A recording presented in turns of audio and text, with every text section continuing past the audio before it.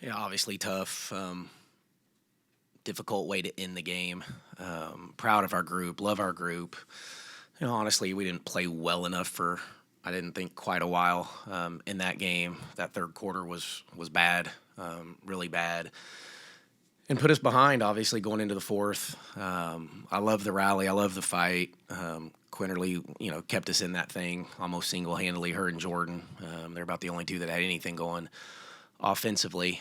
And so just, not a flow offensively. We did attack, made some big shots there in that fourth quarter. But, Baylor made a few more plays, punched us in the third quarter for sure, and got us on our heels. And then, everybody's going to want to talk maybe about, the turnover late or the that end of game situation. But we got the ball to the kid who had the hot hand, and just unfortunate circumstance there late. And, it is one of those nights for us. And this one hurts, but we don't have time really to dwell on it too long. We'll have to regroup. And every time this team's kind of been hit, we've seemed to respond all year. So I don't know that we won't, and I have full confidence that we will. And we need to finish with these next two. But we'll go on the road to Oklahoma State and see what we can do there, and then get back home. Great crowd, great environment, really good college women's basketball game again against two, I think, really, really good teams. I think Baylor is as talented as any team we've played, and they're playing really well right now. And so we just got to regroup, and we just got to keep finding ways to get a little bit better and see what we can do. But I still love them. I'm still proud of them. But thanks to everybody for coming. We've had a good alumni weekend as well. So really, really good turnout today. So hopefully we can build off of that. What I'd like to know is how you knew 23 seconds into the third quarter that the world was coming apart. I mean, to call a timeout that quick and go off like you did. It wasn't coming apart. It just wasn't very good response in the third quarter, and we missed some assignments, and just really we're way too lackluster for me. And so it was more of a message than it was anything else. Is like, let's try to end this now before it goes the other way. And haven't done that much with this team, but really didn't like the response. And we've traditionally been pretty good in the third quarter throughout the year. So we didn't have the right look about us. No, there was more than that.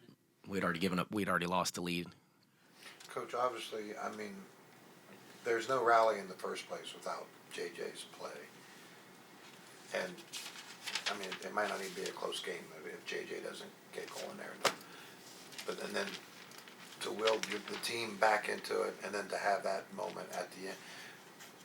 What do you say to her after the game? What was she like after the... Well, yeah, obviously hurt and disappointed in herself and a little emotional, but no, you just tell her you love her and don't. It didn't come down to that one play. Without her, we wouldn't have been in it.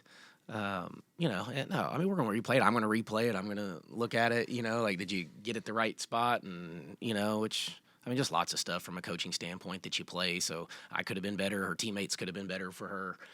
But you're right. Without her, we wouldn't even have been in that situation. And just probably got a little sped up and was probably trying to take some time off and dribble it around, and there's nothing wrong with that. Tried to make a play to get back in it and even foul her or block a shot, and so she kept playing, fighting through it. So no, I told him love on her and rally around her, and we know the value of JJ, and I think she'll be okay, but certainly disappointed right now.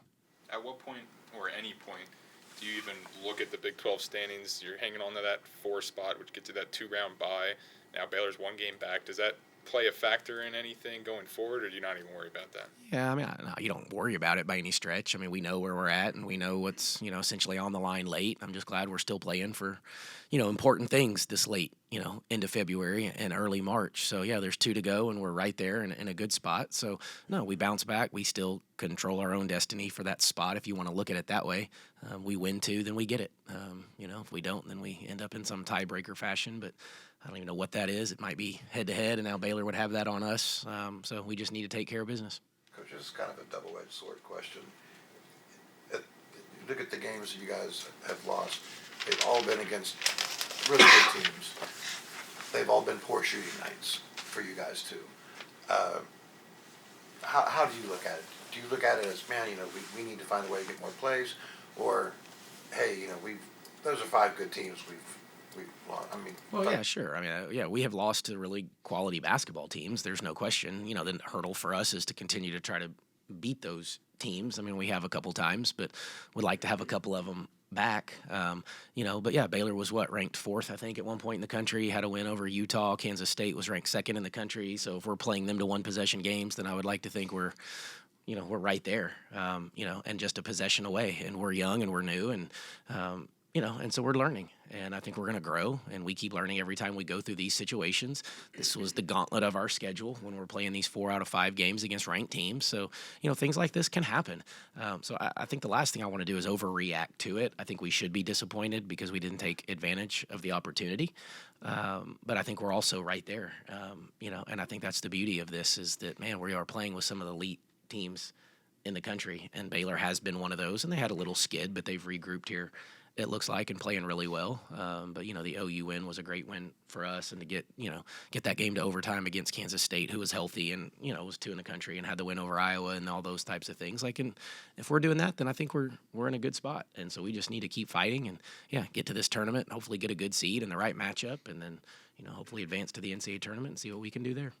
The very last possession, you tell Jordan just do what you did against K-State or what? Yeah. No, it's a read option, but she would get the ball in her hands and get her with some momentum where, she's pretty elite and dynamic with the ball in her hands. And, they were back and they were kind of taking away the paint, and so there wasn't going to be a ton there. I haven't seen it back to see if there was any other real options for her to make. So, they ran it for the most part correctly.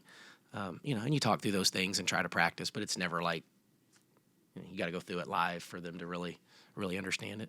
Coach, can you put your finger on why you guys weren't effective the 3-point shot today?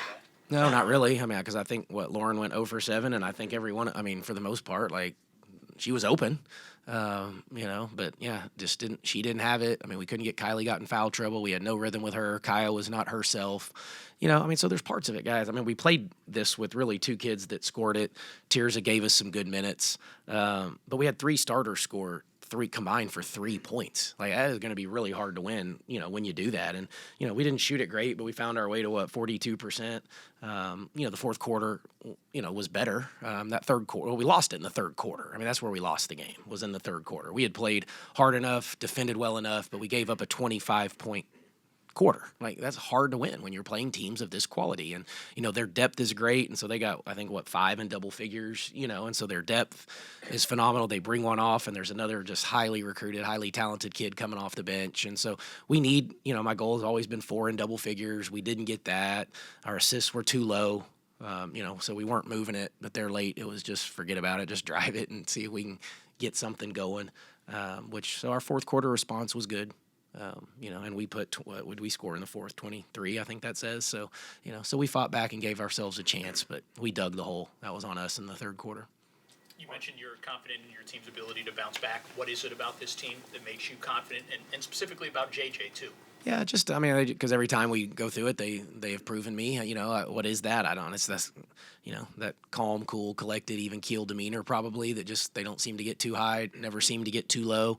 This will be a low point for us, and just the way the game ended and for JJ probably, but I think she'll bounce back. The kid is such a competitor that I think she'll be fine, and we'll regroup tomorrow and meet and talk it through and make sure we turn our attention on the next one and get this one behind us as quickly as possible.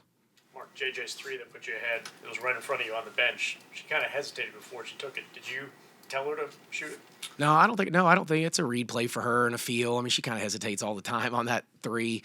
So no, it's a feel. She had the option. It was a ball screen play, and she just felt good, I guess. So she pulled it, and it looked good as soon as it left her hands. I did have that angle. So big shot. Yeah, she made some huge plays for us late.